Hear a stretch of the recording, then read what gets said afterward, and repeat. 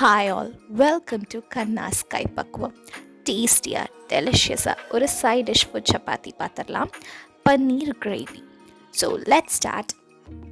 250 grams பன்னீர் எடுத்துக்கலாம்.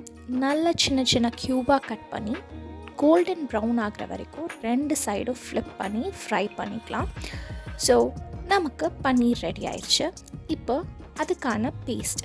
So இந்த paste ready பண்ணுறதுக்கு பெப்பர் 1 டீஸ்பூன் எடுத்துருக்கோம், சீரகம் 1 டீஸ்பூன், சோம்பு 1 டீஸ்பூன், கசகசா பாப்பி சீட்ஸ் 1 டீஸ்பூன், 7 cashews and 5 பாதாம், நட்சத்திர சோம்பு 1 எடுத்திருக்கோம்,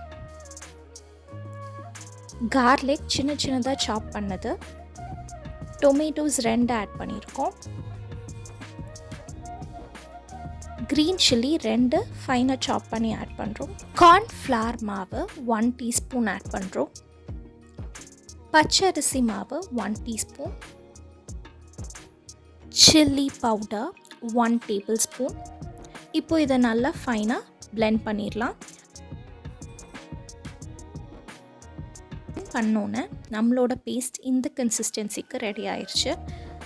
இப்போது ஒரு ஹாட் பேன் எடுத்துக்கலாம். அதில் 1 டேபிள் ஸ்பூன் ஆயில் ஆட் பண்ணி 1 டீஸ்பூன் சீரகம் ஆட் பண்ணிக்கலாம், 2 ஏலக்காய் ஆட் பண்ணிக்கலாம், 2 கிராம்பு ஆட் பண்ணிக்கலாம், கறி லீவ்ஸ் அண்ட் கொரியாண்டர் ஆட் பண்ணி நல்லா சாட்டே பண்ணிக்கலாம், 2 பெரிய வெங்காயம் ஃபைனாக சாப் பண்ணி இதில் ஆட் பண்ணிக்கலாம், நல்லா சாட்டே பண்ணிக்கலாம், சால்ட் தேவைக்கேற்ப ஆட் பண்ணிக்கலாம், நல்லா மிக்ஸ் பண்ணி நல்லா சாட்டே பண்ணிவிட்டு நம்ம கிரைண்ட் பண்ணி வச்சுருந்த பியூரி அந்த பேஸ்ட்டை வந்து இதில் ஆட் பண்ணிடலாம். நல்லா கம்பைன் பண்ணிவிட்டு